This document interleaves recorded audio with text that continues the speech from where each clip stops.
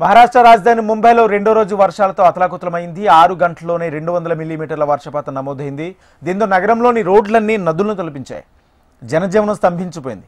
లోతట్టు ప్రాంతాలు జలమయమయ్యాయి. పాఠశాలలు, కళాశాలలు, ప్రభుత్వ కార్యాలయాలను మూసివేశారు. బాంబే హైకోర్టు సైతం మధ్యాహ్నం 12:30 వరకు మాత్రమే పనిచేస్తుంది. వివిధ ప్రాంతాల్లో 10 మంది మరణించారు. దీంతో వర్షాల కారణంగా గత 5 రోజుల్లో మరణించిన వారి సంఖ్య 21కి చేరింది. పట్టాలపై నీరు చేరడంతో ప్రధాన రైలు మార్గంలో తాత్కాలిక రైలు సేవలను నిలిపివేస్తున్నట్లు సెంట్రల్ రైల్వే వెల్లడించింది. 345 విమానాలు ఆలస్యంగా నడిచాయి. 8 విమానాలను దారి మళ్లించారు.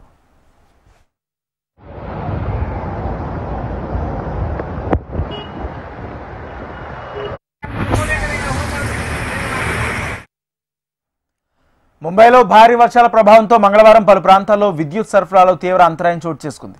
ఈ క్రమంలో మైసూర్ కాలనీ, భక్తి పార్క్ స్టేషన్ల మధ్య ఎలివేటెడ్ ట్రాక్ పై నడిచే 2 మెను రైళ్లు సాయంత్రం 6:15 నుంచి సుమారు గంట పాటు నిలిచిపోయాయి. వాటిలోని ఏసీ వ్యవస్థలు పనిచేయక ప్రయాణికులు ఉక్కిరిబిక్కిరయ్యారు.